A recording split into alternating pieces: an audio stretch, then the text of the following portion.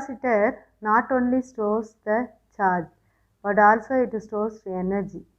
When a battery is connected, the capacitor's electrons of total charge Q is transferred. Minus charge is transferred from one plate to another plate.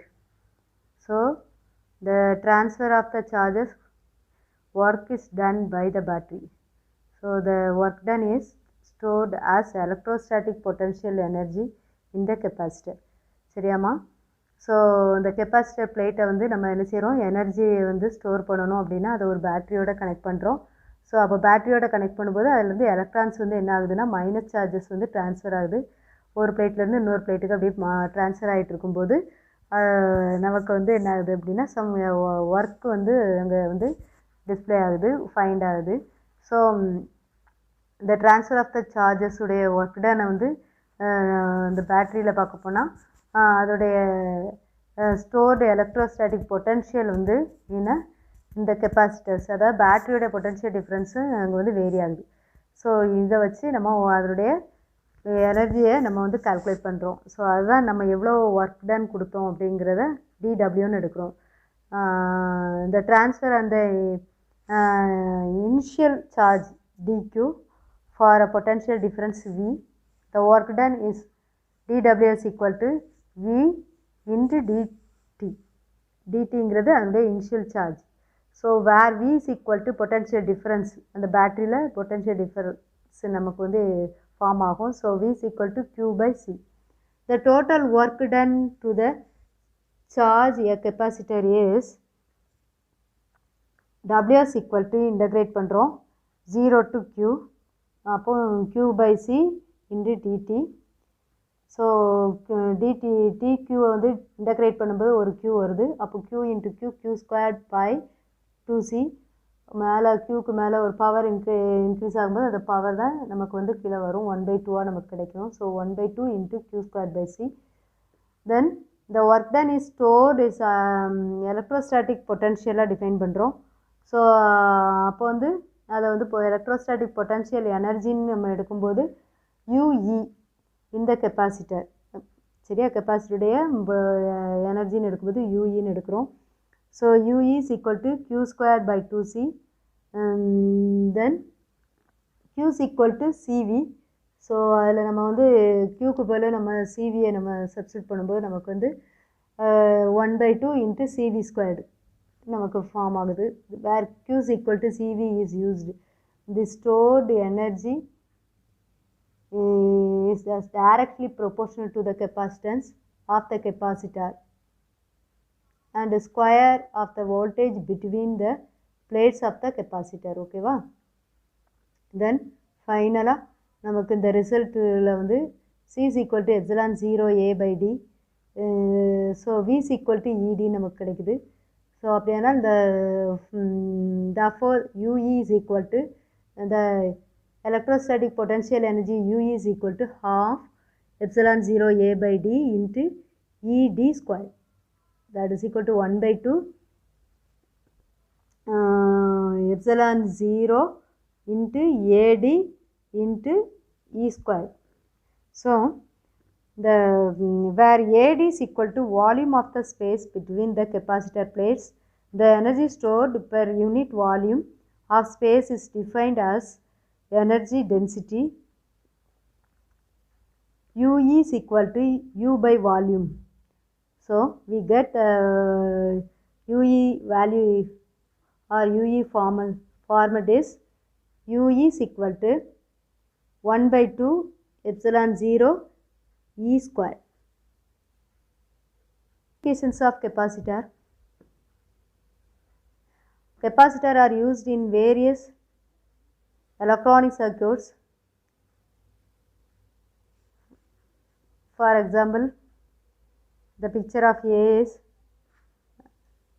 flash capacitor are used in digital cameras for taking photographs, and then during cardiac arrest a device is called or used heart defibrillator. Heart defibrillator is used to give a sudden surge of a large amount of electrical energy to the patient's chest to retrieve the normal heart function. Then capacitors are used the ignition system of automobile engines to eliminate sparking.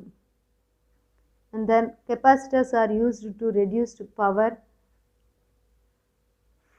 fluctuations, power supplies, and to increase the efficiency of power transmission. When the capacitor is disconnected from the battery. When the capacitor is disconnected from the battery. So இப்போ நம்ம வந்து பேட்ரியிலேருந்து நம்ம என்ன செய்கிறோன்னா அந்த capacitor பிளேட்டை disconnect பண்ணுறோம். So அப்போ அதனுடைய இனிஷியல் எனர்ஜி என்ன மாதிரி இருக்கும் அப்படின்னா, so C0 is equal to Q0/V0. இது வந்து அதனுடைய initial position. Then the battery is then disconnected from the capacitor and the dielectric is inserted between the plates. So next one வந்து இந்த பேட்டரியை நம்ம என்ன செய்கிறோம் அப்படின்னா, ஒரு டயலெக்ட்ரிக் கான்சென்ட்டுக்குள்ளே மெட்டீரியலுக்குள்ளே நம்ம வந்து இந்த கெப்பாசிட்டர் பிளேட்டை நம்ம இன்சர்ட் பண்ணுறோம். ஸோ அப்போ வந்து அந்த பேட்டரியுடைய கனெக்ஷனை வந்து நம்ம வந்து என்ன செய்கிறோம் அப்படின்னா டிஸ்கனெக்ட் பண்ணுறோம். ஸோ அப்போ வந்து டிஸ்கனெக்ட் பண்ணிட்டுன்னா நம்மளுடைய அந்த எனர்ஜி, அந்த எலக்ட்ரிக் ஃபீல்டுடைய அந்த பிளேட்ஸுடைய அந்த எலக்ட்ரிக் ஃபீல்டு வந்து எப்படி இருக்கும் அப்படின்னா E = E0/ERன்னு நமக்கு இருக்குது. So where E0 is the electric field inside the capacitor. Okay, அது எப்படி இருக்கும் அப்படின்னு சொன்னால் இன்சைட் த கெப்பாசிட்டரில் then ER is the relative permittivity of the dielectric material. So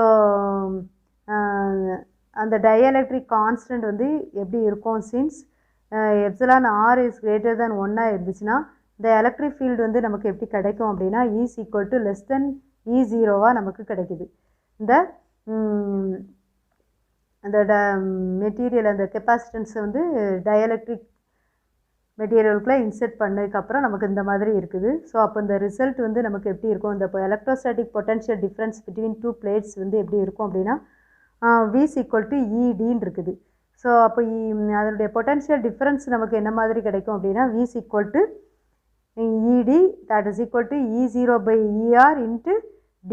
so ஈயோட வேல்யூ வந்து நமக்கு E0/εr into D அது சப்ஸ்டியூட் பண்ணுறோம்.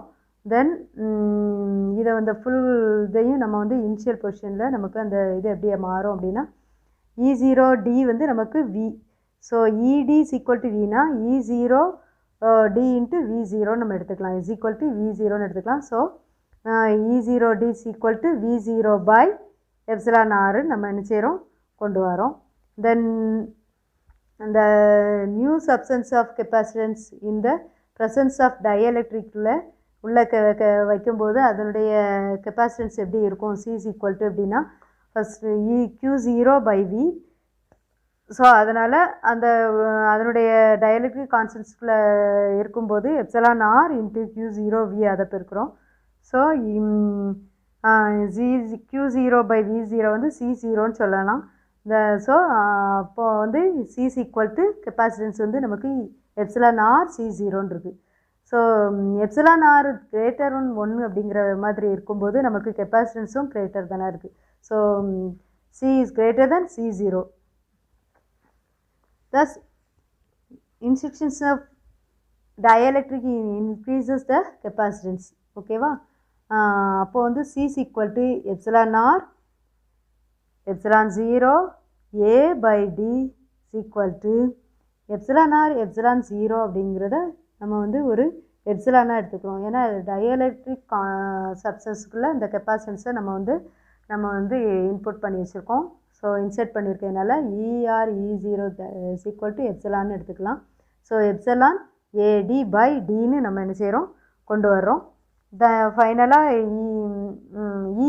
அதை எப்சிலான் வேறு epsilon is equal to εr ε0 is the permeability of the dielectric medium. The energy stored the capacitor before the instructions of the dielectric is U0 எவ்வளோ இருக்கும் அப்படின்னா 1/2 Q0 squared by C0. After dielectric is inserted அப்படின்னா எப்படி இந்த கெப்பாசிட்டன்ஸுடைய storage energy level நமக்கு வந்து degrees ஆயிடுது. So அப்போது நமக்கு U வந்து எனர்ஜி எப்படி இருக்கும் அப்படி பார்க்கும்போது half Q0 squared by C, then 1/2 Q0 squared by epsilon R C0. So இது அவ்வளோத்தையும் நம்ம என்னென்னு எடுக்கிறோம் அப்படின்னா U0 by epsilon Rன்னு எடுக்கலாம். ஏன்னா ஏற்கனவே half Q0 squared by C0 வந்து நம்ம U0ன்னு நம்ம வந்து டிஃபைன் பண்ணியிருக்கிறதுனால அந்த ஃபுல் கான்செப்டையும் நம்ம U0ன்னு எடுத்துக்கலாம். மீதி வந்து பேலன்ஸ்ட் ஆஃப் epsilon R இருக்குது. So final energy U is equal to எப்படி இருக்கும் U0 by epsilon R. Since epsilon R is greater 1, we get U is less than U0. There is a decrease in the energy because when the dielectric is inserted, the capacitor spends some energy in pulling the dielectric inside. Okay. When the battery remains connected to the capacitor, so அங்கே எதெல்லாம் நம்ம வந்து degrees சொன்னோமோ அங்கே அதெல்லாம் greater சிம்பிளாக ஆகும். So இப்போ இதில் வந்து பார்த்திங்கன்னா இந்த பேட்ரியை வந்து நம்ம என்ன செய்கிறோன்னா செகண்ட் ஒனில் கனெக்ட் பண்ணுறோம். Capacitor is charge through a battery. Then second one வந்து dielectric is inserted when the battery is connected. First இதில் வந்து டயலெக்ட்ரிக் சப்ஸ்டன்ஸ்குள்ளே அந்த மெட்டீரியலை நம்ம இன்செர்ட் பண்ணும்போது பேட்ரியை வந்து கனெக்ட் பண்ணாமல் நம்ம இது பண்ணுறோம். செகண்ட் ஒன்று வந்து டயலெக்ட்ரிக் மெட்டீரியலுக்குள்ளே அந்த கெப்பாசிட்டர்ஸை வந்து கெப்பாசிட்டரை உள்ளே இன்செர்ட் பண்ணும்போது பேட்ரியை கனெக்ட் பண்ணுறோம். ஸோ அப்போது ரெண்டுக்கும் உள்ள டிஃப்ரென்ஸை பார்க்க போனால் ஃபஸ்ட்டு வந்து பிஃபோர் கெப்பாசிட்டர் வந்து எப்படி இருக்கும் அப்படின்னா டிக்ரீஸஸாக இருக்கும். ஆஃப்டர் கனெக்ஷன் வித் பேட்ரிக்கு அப்புறம் அதோடைய எனர்ஜி லெவல் பார்த்திங்கன்னா டிக்ரீஸஸாக இருக்கும். அது ஒன்று தான் இதில் டிஃபர் ஆகும். ஸோ அந்த தான் அங்கே கொடுத்துருக்கோம். ஸோ ஃபஸ்ட் ஆஃப் ஆல் அதனுடைய எனர்ஜி எப்படி இருக்கும் Q is equal to epsilon R Q0. So அப்போ அதனுடைய கெப்பாசிட்டன்ஸ் வேல்யூ வந்து Q by V0. தென் அதனுடைய அது வந்து டயலிக் கான்செப்ட்ஸுக்குள்ள இன்புட் பண்ணுறதுனால epsilon R into Q0 by V0. தென் அந்த Q0 V0 நம்ம வந்து C0 நம்ம வந்து இது C is equal to Q by V0னா Q0 by V0 is equal to C0. So epsilon R C0, then C0 is equal to epsilon 0 A by D. இதில் வந்து C is equal to C0க்கு இப்படி வந்துச்சுன்னா C எப்படி இருக்கும் epsilon A by D. தென் அப்போ அதனுடைய energy அதுக்கப்புறம் வந்து அதனுடைய கெப்பாசிட்டன்ஸ் இவ்வளோ தூரம் இருந்துச்சு அப்படின்னா C is equal to epsilon A by Dன்னு இருந்துச்சுன்னா ஸோ அதனுடைய energy level initial energy level வந்து U0 is equal to half C0 V0 squared. தென் அதனுடைய ஃபைனல் எனர்ஜி லெவல் வந்து பார்க்க போனால் அந்த கெப்பாசிட்டர்ஸ் வந்து நம்ம வந்து டயலெக்ட்ரிக் கான்செப்ட்ஸ்குள்ளே இன்செர்ட் பண்ணிவிட்டு பேட்ரியோடையும் கனெக்ட் பண்ணுறோம். அப்படிங்கும்போது அதனுடைய எனர்ஜி வந்து எப்படி இருக்கும் அப்படின்னா half CV squared அப்படி half CV0 squared. தென் half நம்ம வந்து அந்த C வந்து நம்ம epsilon R அந்த டயலெக்ட்ரிக் கான்செப்ட்குள்ளே இன்புட் பண்ணுறோம். ஸோ அதில் அந்த epsilon R மல்டிப்ளை பண்ணிக்கணும். So 1/2 epsilon R C0 V0 squared. தென் அந்த 1/2 C0 V0 ஸ்கொயர்டை நம்ம என்னென்னு எடுத்துக்கலாம்னா U0ன்னு எடுத்துக்கலாம். அப்போ epsilon R U0. இதில் வந்து கண்டிஷன் நமக்கு வந்து எப்படி இருக்கும் அப்படின்னா epsilon R is greater 1. அப்போ வந்து அதனுடைய எனர்ஜி லெவல் எப்படி இருக்கும் கிரேட்டராக இருக்கும். So final U is equal to half epsilon U0 squared. So அதை விட கொஞ்சம் வந்து என்ன செஞ்சுருக்கோம் கூடி தான் நமக்கு கிடைக்கும் அப்படிங்கிறது தான் இந்த கொஸ்டினுடைய எனர்ஜி லெவல்.